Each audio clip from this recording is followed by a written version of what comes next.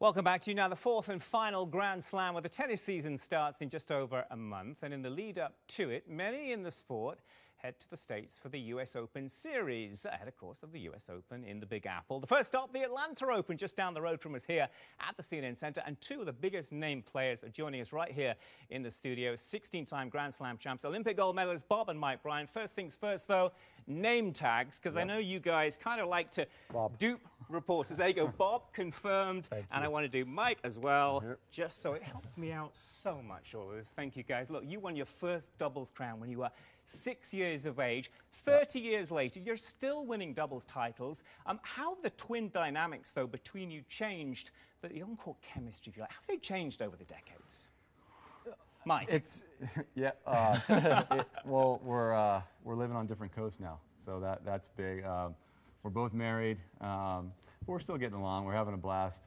We love what we do. We're not the spring chicks anymore. We're 37 years old. Still traveling the world, probably 40 weeks a year, and going after these big crowns. The U.S. Open's next.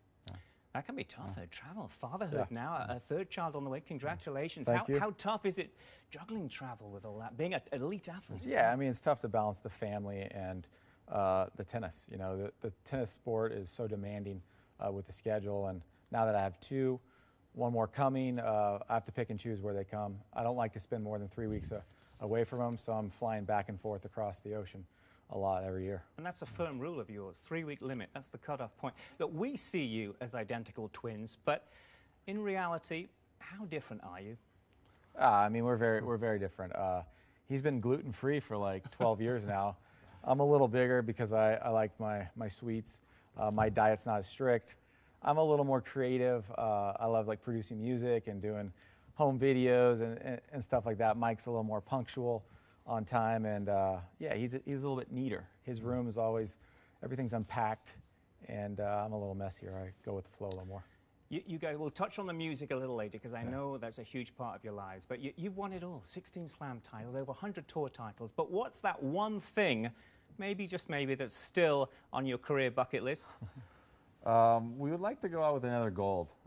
We're shooting for Rio next year. We'd love to qualify for that. We're kind of tentatively saying that might be our last hurrah.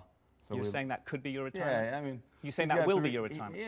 No, nothing's final. I mean, if we're having a blast and we're still playing good tennis, we're going to keep going. You know, this is a good gig. Can't take anything for granted. It's better than sitting at a desk. So, yeah, as long as, you know, it's easy on the family, we're going to keep going. How special are memories still of London 2012? There's nothing better than that one. If we could pick one moment in our career, it'd be standing on that podium on the center court of Wimbledon, watching that flag go up here in the national anthem. That was, you know, all the hard work, everything that we've done our whole career. That made it worthwhile.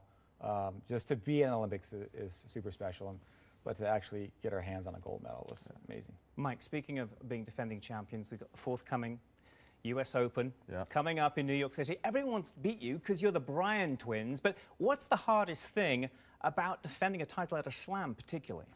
I mean, everyone's got their sights out for us. We're the #1 seed. They're coming after us. The US Open is the last slam of the year, so it's the one you want to kind of win. We haven't won a slam this year, so we're gunning for that one. We're trying to get the games going this summer for that one, but to do it again in New York, there's nothing like it. The energy's off the charts. We get the most fan support there.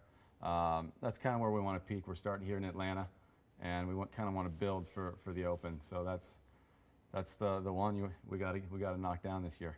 As you said earlier, and good luck with that. Yeah. Many people rooting for you, of course, but music's such a huge part of your life. Over the years, I've been in London when back in the day at Wimbledon, you used to do those gigs. In pubs. So how has that helped you detach from tennis? How have you benefited from that over the years? Yeah, I mean, it's a great escape. You know, on the tennis tour, there's pressure. There's always a match coming up. It's great to get in the hotel room, jump on the keyboard, Mike gets his guitar, and just kind of lose yourself in the music. You know, we really enjoy it. A lot of our best friends around the world are musicians, because we share that passion for the music, and they love tennis. We do like a tennis exchange program. We'll hit some balls with them, and then they'll come and jam with us. We just had a great gig a couple nights ago with the drummer from the Counting Crows. James Valentine from Maroon 5 came to Wimbledon, hung out with us for a couple weeks. So I mean, it's a blast. We'll get even more into it when the tour ends. Fantastic. Look, just finally want to finish up with Serena Williams. I know you know well. There's the Serena Slam in the book. She's going for the calendar slam as well at the US Open. You came so close to that. You fell just shy in 2013. What does she need to be most wary of, do you feel, as she goes for that? She's got to somehow block it out of her head. I think we were thinking about it too much. We could see, every time we won a match, we're one step closer. But she's not talking about it. She won't even answer questions about it. But if there's anyone that could do it, it's her. She's been on fire the last 10 years. There's no one as strong as her. She seems to rise to the occasion when the pressure's on. It's going to be a huge story. I think she's going to do it. Guys, thank you so much for joining us. Really appreciate it. There's only really one way we can end this. It's the world famous, you know what I'm going to ask. Give us a quick little chest bump. What are we doing, right here? Right here, a quick live chest bump. Watch your heads, though. I don't want to hit my head here. Just a mini chest bump. Boom. Perfect. Thank you so much for joining us. Really appreciate it.